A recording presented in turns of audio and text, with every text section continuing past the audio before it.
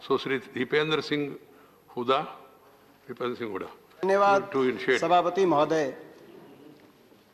वित्त विधेयक पर और कर नीति पर अपने विचार रखने से पहले संदर्भ क्या है उसके बारे में कुछ कहना चाहूँगा। देश की अर्थव्यवस्था की क्या परिस्थिति है। हमारा मानना है कि सरकार की गलत आर्थिक नीतियों की वजह से देश की अर्थव्यवस्था कोविड से पहले ही, कोरोना से पहले ही पटरी से उतरने लगी थी। अफसोस इस बात का है कि इस बजट में या इस वित्त विधेयक में कुछ ऐसा नहीं करा गया कि अर्थव्यवस्था को दोबारा से पटरी पर लाए। मैं क्यों कह रहा हूं कि पहले ही पटरी से उतरने लगी थी। अगर हम कोविड से पहले के 8 क्वार्टर देखें, मार्च 2018 से मार्च 2020 तक, अर्थव्यवस्था की गति, बढ़ने की गति, ग्रोथ रेट हर क्वार्टर में कम होती गई और 8% से घटते घटते 3% पे आ गई। और अगर हम 7 साल की सरकार का कार्यकाल हो गया है 2014 से लेकर 2021 तक, मगर इन 7 साल में हम 6 साल देखें, कोविड का अगर साल ना भी देखें, और तुलनात्मक रूप से यूपीए के समय अर्थव्यवस्था की क्या गति थी अलग अलग पैमानों पे और इनकी सरकार में वो कितनी और गति हुई, क्योंकि लोगों की उम्मीद थी कि और बढ़ेगी, तो देखें तो भी पिक्चर काफी क्लियर होती है। यूपीए के समय 10 साल की औसत जीडीपी ग्रोथ रेट 7.8% रही पुरानी सीरीज से। नई सीरीज में अगर उसको ट्रांसलेट किया जाए तो विशेषज्ञों का आकलन है, अर्थशास्त्रियों का, कि वो 11% नई सीरीज 2011-12 में जो नई सीरीज।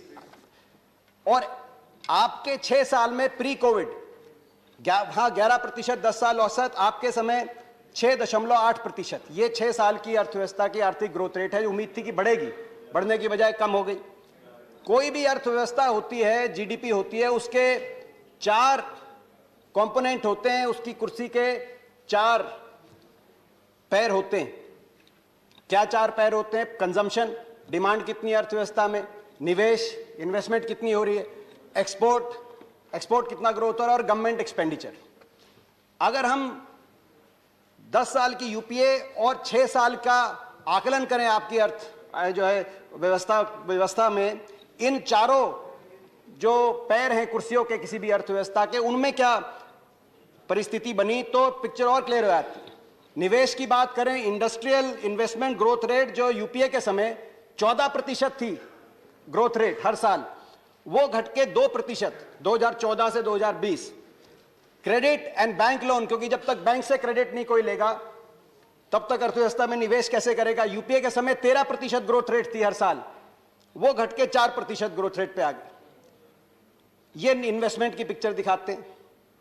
अब आए प्राइवेट कंजम्पशन ग्रोथ। आप ही के आंकड़े हैं इसी बजट में प्रकाशित। प्राइवेट कंजम्पशन ग्रोथ यानी कि डिमांड, यूपीए के समय 24% ग्रोथ रेट थी प्राइवेट कंजम्पशन ग्रोथ में हर साल प्रति वर्ष, वो घटकर अब 9% 6 साल में, कोरोना से पहले। कॉर्पोरेट सेल्स ग्रोथ रेट, ये भी एक आकलन का नजरिया है कि कितनी सेल्स हो रही है, खरीदारी हो रही है मार्केट में। उस समय 12% प्रति वर्ष ग्रोथ रेट होती थी, अब वो मात्र 3% पे आके रुक गई है। तो डिमांड भी नहीं। डिमांड के आगे आता है एक्सपोर्ट, मेक इन इंडिया का नारा दिया गया, पूरी दुनिया के अंदर बड़ी बड़ी तस्वीरें मेक इन इंडिया की लगाई गई, मगर जो एक्सपोर्ट ग्रोथ रेट 10 साल 2004 से 14 तक 21% प्रति वर्ष वो ग्रोथ रेट थी एक्सपोर्ट्स में, वो अब कम होकर आज 6 साल में 2014 से 20 तक मात्र 3% पे आके ठहर गई। तो एक्सपोर्ट भी नहीं। फिर बचा गवर्नमेंट एक्सपेंडिचर, उसमें भी यूपीए के तुलना में कम हुआ है, मगर जितनी ज्यादा तादाद में ये बाकी 3 पहलू अर्थव्यवस्था के लुढ़के हैं, गवर्नमेंट एक्सपेंडिचर को आपने फिर भी ग्रोथ रेट में तो 24% प्रति वर्ष से 16% प्रति वर्ष पे आ गई, मगर उतनी नहीं लुढ़की जितनी बाकी 3 पहलू लुढ़के।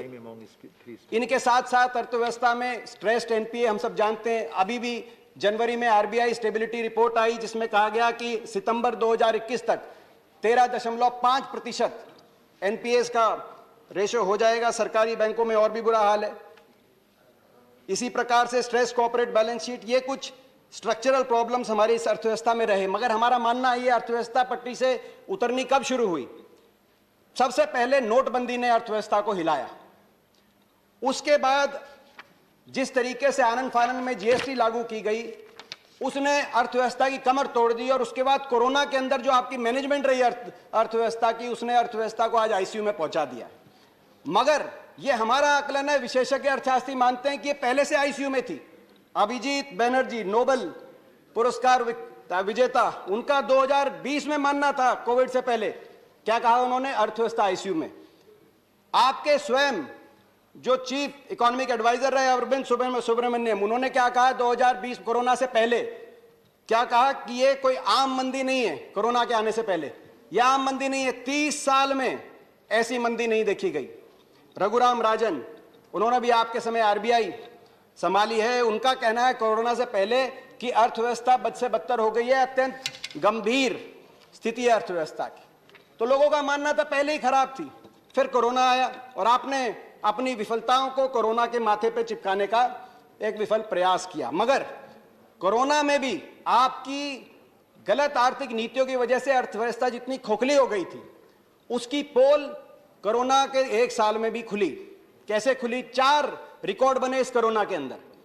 पहला रिकॉर्ड, जितनी भी बड़ी अर्थव्यवस्थाएं हैं विकासशील और विकसित देशों में, कोरोना के समय अगर सबसे ज्यादा नेगेटिव जीडीपी ग्रोथ रेट रही, सबसे ज्यादा जीडीपी किसी देश की लुढ़की, तो हिंदुस्तान की लुढ़की।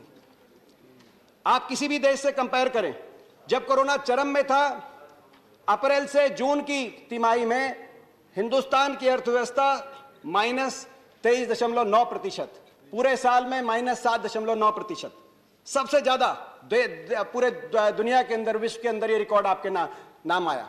दूसरा रिकॉर्ड आपने बनाया, कोरोना के समय गरीब और अमीर में अगर सबसे ज्यादा अंतर कहीं बढ़ा, आपकी गलत आर्थिक नीतियों की वजह से खोखली हो चुकी थी अर्थव्यवस्था, तो सबसे ज्यादा गरीब अमीर में अंतर हिंदुस्तान में बढ़ा। जहां जिस तिमाही में हमारी अर्थव्यवस्था 23% लुढ़क गई थी, उसी तिमाही में जो हमारे 100 सबसे अमीर भारतीय हैं, उनकी इनकम के अंदर 35% इजाफा हुआ। 100 सबसे जो अरबपति हिंदुस्तान के 13 लाख करोड़ की उनकी कमाई हुई, तो उनकी कमाई में 35% इजाफा, और अर्थव्यवस्था 29% लुढ़क रही है, और दुनिया में किसी मुल्क में ऐसा नहीं हुआ। तीसरा रिकॉर्ड बना, जो अलग अलग आंकड़े हैं उनके आधार पे कोरोना में सबसे ज्यादा बेरोजगारी, 12 करोड़ के करीब लोगों की जो है लोग बेरोजगार हो गए, 35% एमएसएमई बंद हो गई, तो सबसे ज्यादा बेरोजगारी कोरोना में हिंदुस्तान में हुई, सबसे ज्यादा अर्थव्यवस्था हिंदुस्तान की लुढ़की किसी भी देश के मुकाबले में, और सबसे ज्यादा गरीब अमीर में अंतर बढ़ गया कोरोना के समय। तो ये आपकी नीतियों की देन है। मगर चौथा रिकॉर्ड भी बना। चौथा रिकॉर्ड ये बना कि कोरोना में जो पैकेज लेके आए, फाइनेंशियल स्टिमुलस पैकेज, अलग अलग देश, जापान अपनी जीडीपी के मुकाबले में 20% फिस्कल पैकेज लेके आया, कनाडा ने 20% दिया, ऑस्ट्रेलिया ने 18%, ब्राजील ने 18%, टर्की ने 14%। हमारे देश में आपने 20 लाख करोड़ की घोषणा करी, मगर इसके अंदर जो फिस्कल कंपोनेंट है वो कुल मिला के जीडीपी का मात्र 3.2%। तो आपने पैकेज भी उतना नहीं दिया। राहत जो मलम लगानी चाहिए थी घाव पे, जो कोरोना के जो लोग बेरोजगार हुए, जो गरीब थे, मगर आपने उनको भी राहत दी नहीं। अगर हम जीडीपी कांस्टेंट प्राइसेस पे देखें, तो जब आपकी सरकार 2014-15 में आई देश में, उस समय 104 लाख करोड़ की अर्थव्यवस्था थी देश की, वो बढ़कर 2019-20 में 145 लाख करोड़ की हो गई थी। कोरोना के बाद ये जब कम हुई, गिरी, तो अब वो गिर के 132 लाख करोड़ की हो गई इस साल के अंत में। यानी कि 132 लाख करोड़, जो कि 2016-17 में जितनी अर्थव्यवस्था थी उसके बराबर। अब ये आप कह रहे हैं वी शेप रिकवरी हो रही है और हम कोरोना से पहले की स्थिति में आ रहे हैं, मगर आपके आंकड़े नहीं बताते। अगर आरबीआई की ग्रोथ रेट देखें हम कि 11% ग्रोथ रेट हो जाएगी इस साल, तो भी 145 लाख करोड़ नहीं होगा, 2 साल लगेंगे। अगर यूएनसीटैड जो एक अंतर्राष्ट्रीय ऑर्गेनाइजेशन है, यूनाइटेड नेशंस की, उनका आकलन देखें तो मात्र 5% की उम्मीद की जा रही है ग्रोथ रेट की। ऐसे में 2026 तक पहुंचेगी पहली 2019-20 के बराबरी की अर्थव्यवस्था।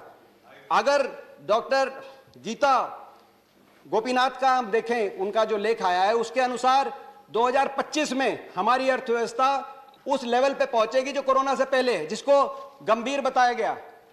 तो गंभीर से अत्यंत गंभीर हो गई। अब अत्यंत गंभीर से वापस गंभीर स्थिति में लाने में आपके कार्यकाल में दोबारा से गंभीर स्थिति में आ पाएगी कि नहीं आ पाएगी, इस पे आकलन चल रहे हैं। बहरहाल अब स्थिति यह है कि जैसे गर्मी के महीने में कोई नौसिखिया मिस्त्री कोई वाटर कूलर किसी घर में लगा हो, उसकी आके मोटर खोल दे मगर उसको बांधना ना आए और सबके पसीने छूट जाए। आपको भी समझ में नहीं आ रहा कि अब क्या हो। अब मैं टैक्सेशन पॉलिसीज पे आऊंगा। दो स्रोत तो होते हैं किसी भी वित्त मंत्री के पास, राजस्व और व्यय, रेवेन्यू और एक्सपेंडिचर। किससे पैसा लेंगे, किसको देंगे। गोस्वामी तुलसीदास जी ने रामायण के अंदर राम राज्य की जब कल्पना करी थी तो एक कुछ ऐसा लिख के गए थे जो आज भी हमारे लिए गाइडिंग प्रिंसिपल का काम कर सकते हैं। Please please. बरसत हर्षत सब लखे, करसत लखे न कोय, तुलसी प्रजा सुभाग से, भूप भानु सो होय। मतलब कि जब कर लेना हो किसी भी राजा को तो ऐसे लेना चाहिए जैसे सूर्य नदियों से लेता है, पता ना चले। और जब देना हो अपनी प्रजा को तो ऐसे बरसे कि सृष्टि हर्षोल्लास में समा जाए। मगर आपकी नीतियां इसके विपरीत हैं। जब लेना होता है तो ऐसे लेते हैं कि जेब पे ऐसी भारी चोट पड़ती है कि विश्व कीर्तिमान बन जाते हैं, जैसे आज डीजल, पेट्रोल, कुकिंग गैस के ऊपर, रसोई गैस के सिलेंडर के ऊपर दुनिया में सबसे ज्यादा कर आप ले रहे हैं। और जब देना होता है तो ऐसा देते हैं कि जैसे आपने कोरोना में 20 लाख करोड़ का पैकेज दिया कि आज तक उस पैकेज का क्या हुआ, किस घर में कितना पहुंचा, ये कोई जवाब नहीं, वो अदृश्य हो जाता है। आप बिल्कुल विपरीत दिशा में चल रहे हैं। मगर मैं ओवरऑल अब एक बात कहना चाहता हूं। देखिए, मैंने कहा कि कंजम्पशन, आपकी सरकार के कार्यकाल में कंजम्पशन की हवा निकल गई, निवेश की हवा निकल गई, एक्सपोर्ट की हवा निकल गई और थोड़ा बहुत गवर्नमेंट एक्सपेंडिचर की गति में कमजोरी आई है, मगर गवर्नमेंट एक्सपेंडिचर अभी है। और आपने इस बजट में भी गवर्नमेंट एक्सपेंडिचर, खास तौर पे कैपिटल एक्सपेंडिचर की तरफ, कैपेक्स की तरफ अपने दया दृष्टि रखी है, जो पहले से आपकी नीति चली आ रही। हमारा मानना है कि जब ये इस तरह की सप्लाई साइड इकोनॉमी की बात की जाए, जब तक डिमांड नहीं है इकोनॉमी के अंदर, वो सस्टेनेबल नहीं। क्यों? क्योंकि जब डिमांड होता है, जो आपका फोकस केवल गवर्नमेंट एक्सपेंडिचर और कैपेक्स पे है, जब तक डिमांड नहीं है तो आपके टैक्स रेवेन्यूज इतने नहीं होते, कलेक्शन आपकी इतनी नहीं होती कि उसको अच्छे से फंड किया जाए। जो टैक्स, जिसका सबसे बड़ा सबूत दिखाई देता है टैक्स टू जीडीपी रेशो।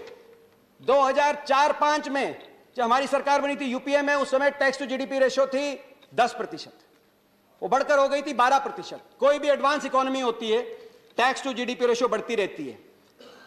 चीन के अंदर 17% है, ब्राजील के अंदर 33% है, अमेरिका के अंदर 20% है, यहां तक कि पाकिस्तान, श्रीलंका, बांग्लादेश के अंदर भी 12 से 15% की रेंज में वो बढ़ के 12% हो गई थी। मैं आपकी सरकार आई, टैक्स टू जीडीपी रेशो, आप कह रहे हैं रिटर्न्स बहुत फाइल हुए, रिकॉर्ड रिटर्न्स फाइल हुए। मैं मानता हूं रिटर्न्स तो फाइल हुए हैं, मगर डिमांड ही नहीं है इकोनॉमी में। जब डिमांड नहीं है, रिटर्न्स तो फाइल कर रहे हैं, टैक्स बेस तो बढ़ रहा है, मगर टैक्स टू जीडीपी रेशो घट के 9.8%। टैक्स टू जीडीपी रेशो 10% पे 2004-5 से शुरुआत करके 12% आपको सौंप के गए थे, अब वो घट के 9.8%। टैक्स टू जीडीपी रेशो किसी भी विकसित देश से, विकासशील देश के मुकाबले में कम। जब टैक्स नहीं होगा और आपको अपना कैपेक्स फंड करना है, गवर्नमेंट एक्सपेंडिचर फंड करना है, तो आप क्या करेंगे? मार्केट बोरोइंग करेंगे। और मार्केट बोरोइंग आपने बढ़ाते गए। मार्केट बोरोइंग इस कदर बढ़ी कि डेट टू जीडीपी रेशो, कर्ज कितना है अर्थव्यवस्था में, आज 91% पे पहुंच गया। जितने भी आपके पीयर मुल्क हैं जो आपके बराबर की परिस्थिति में, उनका एवरेज है डेट टू जीडीपी रेशो 42%, आप पहुंच गए 91% में। और 91% इतना बड़ा डेट, अमेरिका में 100% पे रेशो है। जितना विकसित देश होता है उतना ज्यादा डेट लेता है, जितनी तेजी से कोई अर्थव्यवस्था आगे बढ़ रही होती है।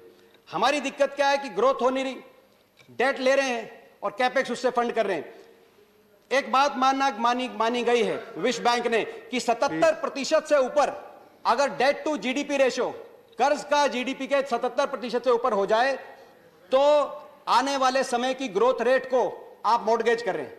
उसके बाद जितने प्रतिशत बढ़े उतना आने वाले समय में ग्रोथ रेट आपकी कम होगी। यही कारण है पिछले साल के बजट के बाद जून में big 3 credit rating agencies standard poor, Fitch और मूडीज तीनों ने भारत को डाउनग्रेड किया। पहली बार तीनों क्रेडिट रेटिंग एजेंसीज ने जून जुलाई की बात मैं कर रहा हूं, तीनों ने डाउनग्रेड किया और एक संदेश गया देश के अंदर। आपने उनको खारिज कर दिया, कहा इसका फर्क नहीं, इसकी कोई हमें फर्क नहीं पड़ता। फर्क पड़ता है क्योंकि अब आने वाले समय में आप और ज्यादा मार्केट बोरोइंग करेंगे तो मार्केट बोरोइंग आपको और महंगी हो जाएगी। इस साल आपकी मार्केट बोरोइंग आपने पिछले साल से भी 55% ज्यादा करने का फैसला किया है, वो और महंगी हो जाएगी। और महंगी हो जाएगी तो रुपया कहां जाता है? इस साल 1 रुपया का 23 पैसे ब्याज में जा रहा है, आने वाले समय में और भी ज्यादा ब्याज में जाएगा। तो इस तीनों ने डाउनग्रेड कर दिया। डाउनग्रेड करने के बाद आपने वही नीति को दोबारा इस साल लाए। डिमांड में हम मांग करते रहे कोरोना में कि लोगों के हाथ में पैसा दीजिए, डिमांड को रीजनरेट करिए, मगर आपने कैपेक्स पे दोबारा से गवर्नमेंट एक्सपेंडिचर बढ़ाने का काम किया, जिसकी वजह से बजट के अगले दिन जो जापानीज ब्रोकरेज फर्म है नोबुरा, उन्होंने दोबारा से वार्निंग दी है कि इस साल जो आपकी क्रेडिट रेटिंग एजेंसीज हैं वो आपको जंक रेटिंग देने का खतरा मंडरा रहा है हिंदुस्तान पे। ये बजट से अगले दिन जापानीज के आप चाहे कितने गुणगान करिए, इसके फॉलआउट हैं इकोनॉमी में। इसके 2-3 फॉलआउट हैं। पहला फॉलआउट है गरीब अमीर में अंतर। जैसे मैंने कहा कि 1% हमारे देश की आबादी 73% देश की संपत्ति को काबू कर रही है, मगर ये जो इतनी तेजी से जो गरीब अमीर में अंतर बढ़ा है, ये सोचने का विषय। कोरोना से पहले 2019 तक अगर जीनी कोएफिशिएंट को देखें, जिससे किसी भी देश में असमानता का आकलन किया जाता है, सबसे अमीर 10% और सबसे गरीब 10% में कितना अंतर है, उसके हिसाब से आकलन करें तो हिंदुस्तान आपके 6 साल की सरकार के बाद दुनिया में दूसरे नंबर की सबसे असमान अर्थव्यवस्था बन गई थी। सबसे ज्यादा गरीब अमीर में अंतर रूस में, दूसरे नंबर हिंदुस्तान में। और कोरोना के बाद का जो प्रिलिमिनरी एस्टिमेट आया जीनी कोएफिशिएंट का, उसके अनुसार यह भी आपको मैं मुबारक देता हूं, आपकी अर्थनीतियों का नतीजा, रूस को भी आप ओवरटेक करने जा रहे हैं और देश में सब दुनिया में सबसे ज्यादा असमान। और इसमें थॉमस पिकेटी जो गरीब अमीर के अंतर में असमानता में सबसे बड़े अर्थशास्त्री मान गए इस सदी के, उनका कहना है कि इसका मुख्य कारण यह रहता है कि अगर रिटर्न ऑफ इन्वेस्टमेंट किसी भी देश में रिटर्न ऑन इन्वेस्टमेंट अगर वहां की जीडीपी ग्रोथ रेट से ज्यादा हो तो असमानता बढ़ती रहती है। रिटर्न ऑन इन्वेस्टमेंट कैसे? जैसे स्टॉक मार्केट में अगर रिटर्न ऑन इन्वेस्टमेंट ज्यादा है, जो हम देख रहे हैं स्टॉक मार्केट में क्या हो रहा है, अगर हमारी देश की ग्रोथ रेट से ज्यादा है तो ये अंतर बढ़ने की संभावना है। इसके 2 कारण मुख्य तौर से, जैसे मैंने कहा, सप्लाई साइड पे फोकस किया आपने, और दूसरा डायरेक्ट और इनडायरेक्ट टैक्सेस में आपने इनडायरेक्ट टैक्सेस को फोकस किया। डायरेक्ट और इनडायरेक्ट टैक्सेस क्या होते हैं? डायरेक्ट टैक्सेस यानी कि इनकम टैक्स, कॉर्पोरेट टैक्स, जो कहीं ना कहीं समानता की तरफ देश की अर्थव्यवस्था को लेकर आता है, और इनडायरेक्ट टैक्सेस जो गरीब पे लगते हैं ज्यादा, जैसे पेट्रोल पे, डीजल पे। पेट्रोल पे उतना ही टैक्स 1 लीटर में मुकेश कुमार को देना पड़ता है जितना मुकेश अंबानी को देना पड़ता है, मगर इनकम टैक्स और कॉर्पोरेट टैक्स में आप फर्क कर सकते हो। आपने क्या किया जब से आपकी सरकार आई है? कॉर्पोरेट टैक्स को घटाया 25%, ये कह के घटाया कि इससे निवेश होगा, मगर डिमांड है नहीं, निवेश हो नहीं रहा। इसीलिए कॉर्पोरेट टैक्स की कलेक्शन जो 2014-15 में अर्थव्यवस्था में corporate tax to GDP ratio 3.4% थी, आज वो कलेक्शन घट के 2.3% आ गई। कॉर्पोरेट टैक्स बढ़ना चाहिए था आपके अनुसार, निवेश होना चाहिए था, मगर कॉर्पोरेट टैक्स की कलेक्शन डाउन आ गई। ऐसे ही इनकम टैक्स की कलेक्शन डाउन आ गई। और आप कहां से निकाल रहे हैं? गरीब आदमी पे, जिनकी संपत्ति बढ़ रही है उन पे कोई टैक्स नहीं, और आप कह रहे हैं एक और गरीब आदमी पे पेट्रोल, डीजल और रसोई गैस पे आप टैक्स लगा रहे हैं। आप ये कह रहे हैं कि कॉर्पोरेट टैक्स तो दुनिया में बराबर होना चाहिए, तभी हमारी कंपेटिटिवनेस बनेगी हमारी कंपनियों की। तो इनडायरेक्ट टैक्स, पेट्रोल और डीजल पे टैक्स दुनिया के बराबर क्यों नहीं होना चाहिए? मैं आपसे सवाल पूछता हूं, हमारे आम आदमी की कंपेटिटिवनेस क्यों नहीं होनी चाहिए? महंगा, ऐसे पेट्रोल डीजल की बात आई, आज स्थिति यह है पेट्रोल डीजल पे 100 रुपए में से, धर्मेंद्र जी बोल रहे हैं, आज 100 रुपए में से 63 रुपए सरकार की जेब में जाता है अगर कोई पेट्रोल भरवाने जाए। और डीजल पे जो 2014-15 में जेटली जी के पहले बजट में 3 रुपए की एक्साइज ड्यूटी थी, आज वो 31 रुपए की एक्साइज ड्यूटी हो चुकी है। आपके पहले बजट में 75,000 करोड़ की कलेक्शन थी पेट्रोल, डीजल, रसोई गैस के सिलेंडर पे, आज इस बजट में वो 75,000 करोड़ से बढ़कर 3.5 लाख करोड़ की कमाई उसी जनता से आप कर रहे हैं और अच्छे दिन बता रहे हैं। तो ये मैं समझता हूं, आप उसका दर्द समझिए, उस बूढ़ी मां का जिसने दिया जलाया था कोरोना में। आज उसके घर गैस सिलेंडर खाली पड़ा है। आज वो चूल्हे पे लकड़ी से रोटी जला रही है और उसके धुएं से उसकी आंख में आंसू निकल रहे हैं। बेरोजगारी एक और फॉल आउट है, बेरोजगारी देश में प्लीज एक और फॉल आउट है, बेरोजगारी। देश की बेरोजगारी इतनी भयावह रूप ले चुकी है। आज हम जानते हैं एनएसएसओ के अनुसार 45 साल में सबसे ज्यादा बेरोजगारी, सीएमआई के अनुसार 70 साल का बेरोजगारी का रिकॉर्ड इस साल पिछले जो वर्ष गया इसमें टूटा है। कोरोना में, केवल कोरोना में 12 करोड़ लोग बेरोजगार हो गए। डिमोनेटाइजेशन में 50 लाख अजीम प्रेमजी यूनिवर्सिटी का अनुसार था, उस समय 50 लाख लोग बेरोजगार हो गए। आपका 2 करोड़ रोजगार देने का वायदा था, यानी कि 7 साल में 14 करोड़ रोजगार मिलने चाहिए थे। इसके अनुसार तो जो है ये केवल इन 2 कोरोना और डिमोनेटाइजेशन की वजह से 12.5 करोड़ रोजगार आपके कम हो गए। हर घर में एक बेरोजगार। आप कह रहे पकोड़े तलिए, मैं मानता हूं वो भी हो सकता है, मगर अगर हर घर में ही बेरोजगार है, हर घर में अगर कढ़ाई चढ़ा के पकोड़े तलने का काम होगा तो खरीदेगा कौन? वो खरीदेगा कौन? तो पकोड़े तलेंगे। और अगर खरीदेंगे नहीं तो अगले दिन के लिए बेसन और तेल का इंतजाम कैसे करेंगे? हर घर में बेरोजगारी। किसान की बात, मैं किसान की परिस्थिति पे आना चाहता हूं। किसान, आज आप कह रहे हैं कि 4 महीने से किसान बैठा है, क्यों बैठा है? ये वही किसान है जिसने अर्थव्यवस्था को जीवित रखा कोरोना के समय भी। ये किसान है जिसको उम्मीद थी आपसे कि आप किसान की आमदनी दुगनी करके, वायदे दुगनी करने के अपने वायदे को निभाएंगे, मगर क्या हुआ? आपने इस बजट के अंदर किसान कृषि क्षेत्र का आवंटन 8.5% घटाने का काम किया जब ये आंदोलन चल रहा था। आपने उसकी एमएसपी को स्वामीनाथन कमीशन के C2 के आधार पे, उस C2 खर्चे के आधार पे बढ़ाने की बजाय, उसकी आमदनी को दुगने की बजाय उसकी एमएसपी पे ही वार कर दिया। और अब एमएसपी बचाने की किसान लड़ाई लड़ रहा है। आपने एकदम उल्टा कर दिया। मैं इस पे किसान की आमदनी दुगनी पे भी कहना चाहता हूं। किसान की आमदनी दुगनी, मैं पूछना चाहता हूं इसका क्या ब्रेकअप है, क्या आधार है, कौन सा बेस है जिसके आधार पे आमदनी दुगनी होगी? मैंने अपनी तरफ से कोशिश करी, आप जवाब दे सकते हैं। 2015-16 में किसान की आमदनी लगभग 8,000 रुपए प्रति माह का आकलन किया जा सकता है। तो इस आधार पे 22 तक, जो अब 9 महीने ही रह गए, 8,000 प्रति माह से 16,000 प्रति माह होनी चाहिए। एक ये आधार हो सकता है।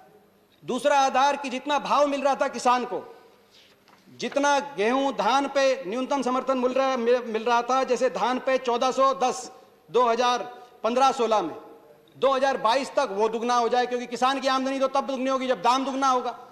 तो 2022 तक ये 1400 से बढ़कर 2800 3000 तक हो जाए। उसके आसपास भी नहीं है, अभी 1868 रुपए धान का भाव है, ऐसे गेहूं की बात है। तो इन 5 साल में आपने भाव तो बढ़ाया 30% आमदनी दुगनी करने के लिए। भाव अगर नहीं बढ़ रहा तो आमदनी कैसे बढ़ रही है? और डीजल बढ़ा दिया 94%, जिसको डीजल की आवश्यकता है। डीजल इनपुट कॉस्ट तो बढ़ा रहे हैं, भाव बढ़ा नहीं रहे और कह रहे हैं आमदनी दुगनी। फिर मैंने देखा, खोजने की कोशिश करी कि कौन जिम्मेदार है सरकार में। वैसे सभी जिम्मेदार हैं, मगर एक कृषि मंत्रालय में एक Ashok Dalwai ji, chairman of the committee on doubling farmer income, उनका कि भाई इसमें डबलिंग फार्मर इनकम में क्या स्ट्रेटजी है, ये करके उन्होंने को सवाल पूछा, क्या ब्रेकअप है इसका, कुछ बताइए। तो उन्होंने 2-3 चीजें बताई, जिसमें कहा कि प्रमुखता से हमारी एक स्ट्रेटजी है shifting from farm to non farm occupations. यानी कि अगर 2 किसान के भाई हैं, एक को मजदूरी पे आप लगा दो तो उसकी जो रह गया उसकी इनकम दुगनी होगी। क्या ये आपका फॉर्मूला है? इसके बारे में आपको स्पष्टीकरण देनी चाहिए। आपने सोचा किसान भूल जाएगा ये बात, मगर किसान की याददाश्त बहुत तेज है, इसीलिए बैठा है 4 महीने से। 300 जाने गंवाने के बाद, 300 जाना कुर्बान करने के बाद, और एक और चीज बनी, बात तो थी एमएसपी दुगनी करने की, बात तो थी इनकम दुगनी करने की। मैं 2 मिनट में अपनी बात तो थी दुगनी करने की, मगर अब क्या हुआ? जैसे एक छोटा सा बच्चा चिल्ला रहा था, मलाई दो अपनी मम्मी से, रोटी लेके गई, मलाई दो। उसके दादा ने पूछा क्यों चिल्ला रहा है? बोला मलाई मांगता है। तो बोला एक काम करो, इसकी रोटी छीन लो, फिर मलाई छोड़ देगा, रोटी चिल्लाएगा, फिर रोटी चिल्ला देना। यह एमएसपी की बजाय, डबल करने की बजाय अब एमएसपी छीनने की बात आ गई। और मैं एक बात कहना चाहता हूं सदन के माध्यम से, अपनी बात को कंक्लूजन की तरफ लेके जाने के लिए।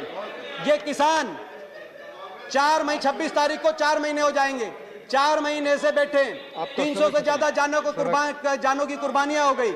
मैं सरकार से आग्रह करना चाहता हूं, उपसभापति महोदय, मैं 2 मिनट में अपनी बात, 1 मिनट में अपनी बात पूरी। मैं आग्रह करना चाहता हूं कि सरकार इन किसानों की सुने, संवेदनशीलता दिखाए, सदन से कम सहानुभूति का एक वाक्य, संवेदना का एक शब्द। 300 लोगों ने जान कुर्बान किया। कभी किसी ने ऐसा आंदोलन देखा है?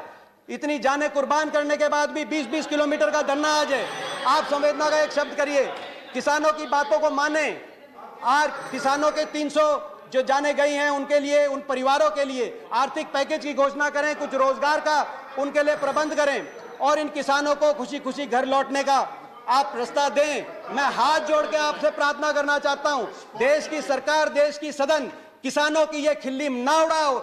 ये किसानों की खिल्ली उड़ाना आपको बहुत महंगी पड़ेगी। आज मैं कहना चाहता हूं, ये चेहरे देख रहा हूं मैं, जिस तरह से आप धन्यवाद किसान को माननीय दीपेंद्र सिंह जी, धन्यवाद। लौटने का आप मौका दें, धन्यवाद ताकि हम भी घर वापस खुशी लौट सके सदन से, और ये अर्थव्यवस्था को भी इस वित्त विधेयक में बदलाव करके दोबारा से पटरी पे लौटाने का रास्ता प्रशस्त करें। आपका धन्यवाद।